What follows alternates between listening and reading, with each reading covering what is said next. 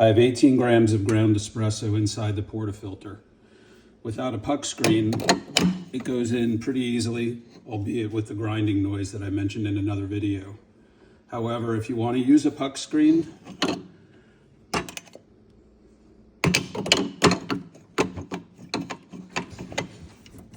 it takes a lot of effort and even more grinding to get it to engage.